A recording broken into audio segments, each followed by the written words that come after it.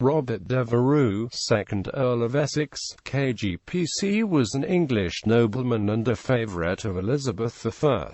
Politically ambitious, and a committed general, he was placed under house arrest following a poor campaign in Ireland during the 9 Years' War in 1599. In 1601, he led an abortive coup d'etat against the government and was executed for treason. He is an ancestor of Queen Elizabeth II. Early life. Essex was born on 10 November 1565 at Netherwood near Bromyard, in Herefordshire, the son of Walter Devereux, 1st Earl of Essex, and Lettice Knollys. His maternal great-grandmother Mary Boleyn was a sister of Anne Boleyn, the mother of Queen Elizabeth I, making him a first cousin twice removed of the Queen. He was brought up on his father's estates at Chartley Castle, Staffordshire, and at Llanelli, Pembrokeshire, in Wales. His father died in 1576, and the new Earl of Essex became a ward of Lord Burleigh. In 1577, he was admitted as a fellow commoner at Trinity College, Cambridge. In 1579, he matriculated, and in 1581 he graduated as Master of Arts. On the 21st of September 1578, Essex's mother married Robert Dudley, Earl of Leicester, Elizabeth I's long-standing favourite and Robert de Villers' godfather. Essex performed military service under his stepfather in the Netherlands, before making an impact at court and winning the Queen's favour. In 1590, he married Frances Walsingham, daughter of Sir Francis Walsingham and widow of Sir Philip Sidney, by whom he was to have several children, 3 of whom survived into adulthood. Sidney, Leicester's nephew, died in 1586 at the Battle of Zutphen, in which Essex also distinguished himself. In October 1591, de Villers' mistress, Elizabeth Southwell, gave birth to a son who survived into adulthood. Court and military career. Essex first came to court in 1584, and by 1587 had become a favourite of the Queen, who relished his lively mind and eloquence, as well as his skills as a showman and in courtly love. In June 1587 he replaced the Earl of Leicester as Master of the Horse. After Leicester's death in 1588, the Queen transferred the late Earl's royal monopoly on sweet wines to Essex, providing him with revenue from taxes.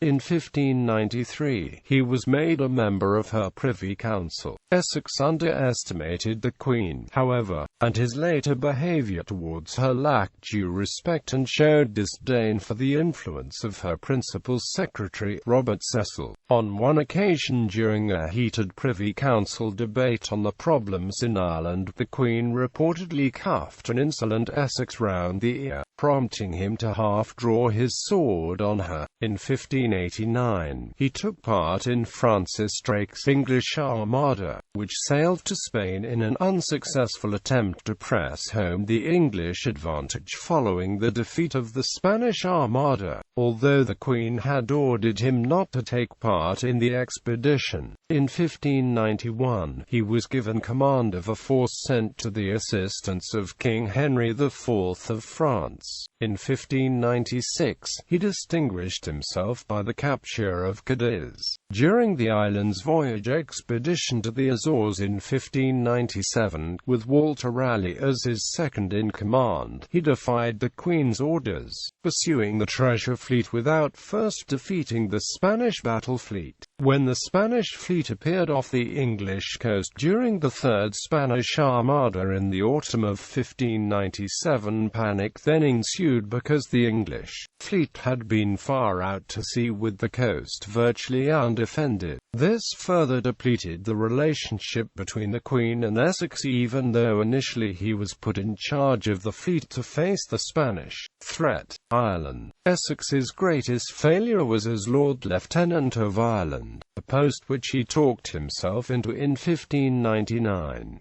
The 9 Years' War was in its middle stages, and no English commander had been successful. More military force was required to defeat the Irish chieftains, led by Hugh O'Neill, the Earl of Tyrone, and supplied from Spain and Scotland. Essex led the largest expeditionary force ever sent to Ireland, 16,000 troops, with orders to put an end to the rebellion. He departed London to the cheers of the Queen's subjects, and it was expected the rebellion would be crushed instantly. But the limits of Crown resources and of the Irish campaigning season dictated otherwise. Essex had declared to the Privy Council that he would confront O'Neill in Ulster. Instead, he led his army into southern Ireland, where he fought a series of inconclusive engagements, wasted his funds, and dispersed his army into garrisons, while the Irish won 2 important battles in other parts of the country. Rather than face O'Neill in battle, Essex entered a truce that some considered humiliating to the Crown and to the detriment of English authority. The Queen herself told Essex that if she had wished to abandon Ireland, it would scarcely have been necessary to send him there. In all of his campaigns, Essex secured the loyalty of his officers by conferring knighthoods, an honour the Queen herself dispensed sparingly, and by the end of his time in Ireland, more than half the knights in England owed the rank to him. The rebels were said to have joked that he never drew sword but to make knights,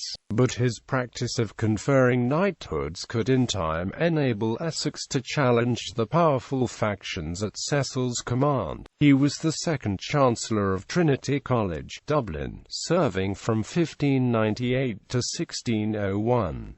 First trial. Relying on his general warrant to return to England, given under the Great Seal, Essex sailed from Ireland on the 24th of September 1599, and reached London 4 days later. The Queen had expressly forbidden his return and was surprised when he presented himself in her bedchamber one morning at Nonsuch Palace, before she was properly wigged and gowned. On that day, the Privy Council met 3 times, and it seemed his disobedience might go unpunished, although the Queen did confine him to his rooms with the comment that an unruly beast must be stopped of his provender. Essex appeared before the full council on the 29th of September, when he was compelled to stand before the council during a 5-hour interrogation. The council, his uncle William Knollys, 1st Earl of Banbury included, took a quarter of an hour to compile a report, which declared that his truce with O'Neill was indefensible and his flight from Ireland tantamount to a desertion of duty. He was committed to the custody of Sir Richard Berkeley in his own York house on the 1st of October, and he blamed Cecil and Raleigh for the Queen's hostility. Raleigh advised Cecil to see to it that Essex did not recover power, and Essex appeared to heed advice to retire from public life, despite his popularity with the public.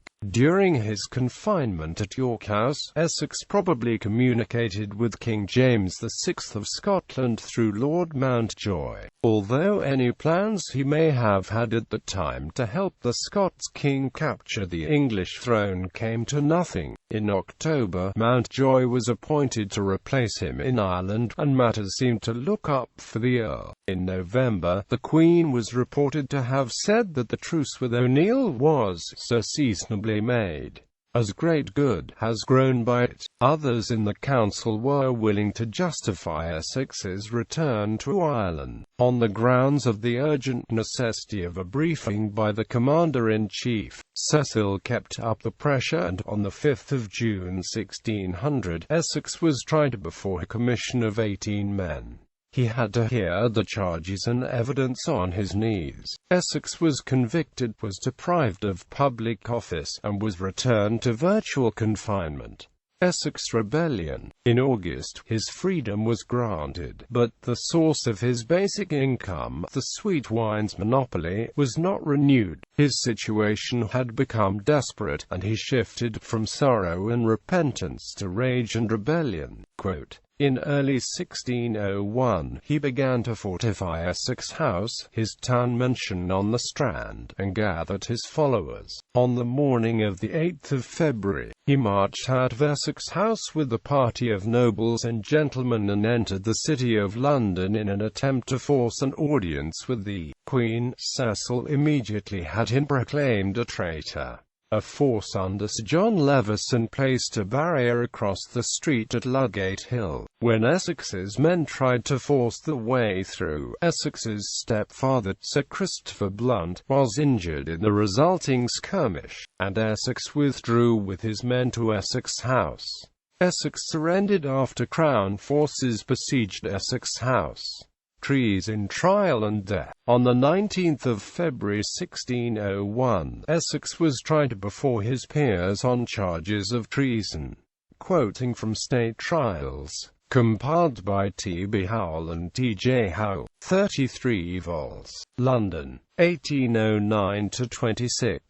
Volume I, pp. 1334–1360, or author Laura Haynes Cadwallader summarized the indictment. The indictment charged Essex with conspiring and imagining at London to depose and slay the Queen, and to subvert the government. Quote, it also stated that Essex had endeavoured to raise himself to the crown of England, and usurp the royal dignity, and that in order to fulfil these intentions, he and others rose and assembled themselves in open rebellion, and moved and persuaded many of the citizens of London to join them in the treason, and endeavour to get the city of London into the possession and power, and wounded and killed many of the Queen's subjects then and there assembled for the purpose of quelling such rebellion. Essex was charged also with holding the Lord Keeper and the other Privy Councillors in custody for 4 hours and more. Part of the evidence showed that he was in favour of toleration of religious dissent. In his own evidence, he countered the charge of dealing with Catholics, swearing that Papists have been hired and suborned to witness against me. Essex also asserted that Cecil had stated that none in the world but the Infanta of Spain had right to the crown of England, whereupon Cecil stepped out to make a dramatic denial, going down on his knees to give thanks to God for the opportunity. The witness whom Essex expected to confirm this allegation, his uncle William Knollys, was called and admitted there had once been read in Cecil's presence a book treating such matters. However, he denied he had heard Cecil make the statement. Thanking God again, Cecil expressed his gratitude that Essex was exposed as a traitor while he himself was found an honest man. Essex was found guilty and, on the 25th of February 1601, was beheaded on Tower Green, becoming the last person to be beheaded in the Tower of London. It was reported to have taken 3 strokes by the executioner Thomas Derrick to complete the beheading. Previously, Thomas Derrick had been convicted of rape but was pardoned by the Earl of Essex himself on the condition that he became an executioner. At Tyburn, at Sir Walter Raleigh's own treason trial later on in 1603, it was alleged that Raleigh had said to a co-conspirator, "Do not, as my Lord Essex did, take heed of a preacher."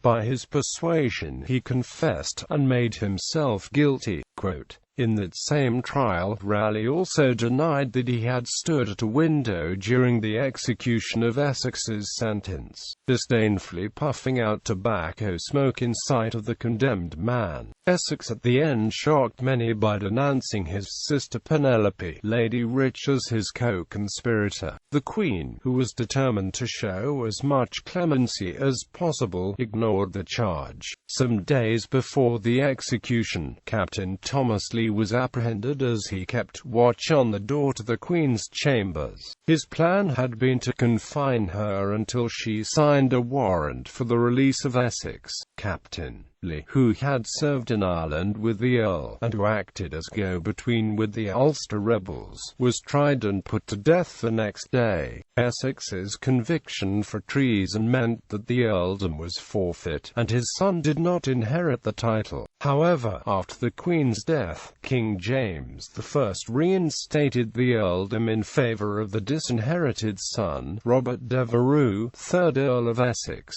The Essex ring. There is a widely repeated romantic legend about a ring given by Elizabeth to Essex. There is a possible reference to the legend by John Webster in his 1623 play The Devil's Law Case, suggesting that it was known at this time, but the first printed version of it is in the 1695 romantic novel The Secret History of the Most Renowned Queen Elizabeth and the Earl of Essex, by a person of quality. The version given by David Hume in his History of England says that Elizabeth had given Essex a ring after the expedition to Cadiz that he should send to her if he was in trouble. After his trial he tried to send the ring to Elizabeth via the Countess of Nottingham, but the Countess kept the ring as her husband was an enemy of Essex, as a result of which Essex was executed. On her deathbed the Countess is said to have confessed this to Elizabeth, who angrily replied, "May God forgive you, madam, but I never can." The Chapter House Museum in Westminster Abbey has a gold ring which is claimed to be this one. Some historians consider this story of the ring to be a myth, partly because there are no contemporary accounts of it. John Lingard in his History of England says the story appears to be a fiction. Lytton Strachey states, such a narrative is appropriate enough to the place where it was first fully elaborated, a sentimental novelette, but it does not belong to history, and Alison Weir calls it a fabrication. Poetry.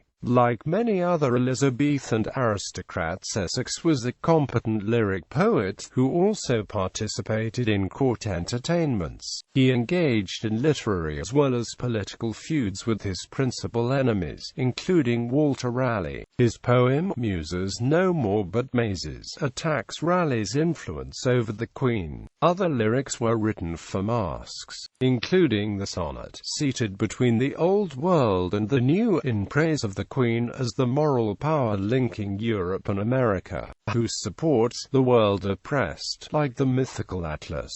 During his disgrace he also wrote several bitter and pessimistic verses. His longest poem, The Passion of a Discontented Mind, is a penitential lament, probably written while imprisoned awaiting execution. Several of Essex's poems were set to music.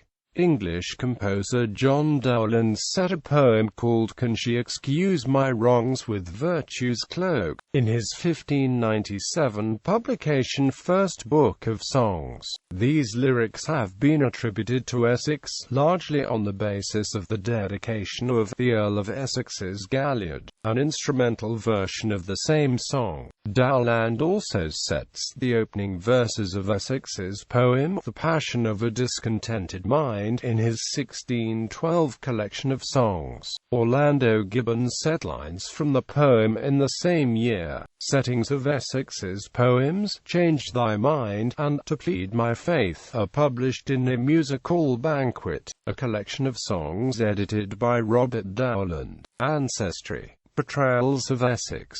Opera Saviorio Mercadantes 1833. Opera Il Conte d'Essex with libretto by Felice Romani. Gaetano Donizetti's 1837 opera Roberto Devereux with libretto by Salvador Camerano, based mainly on François Ancelot's Elizabeth d'Angleterre. Benjamin Britten's 1953 opera Gloriana is based on Lytton Strachey's Elizabeth and Essex.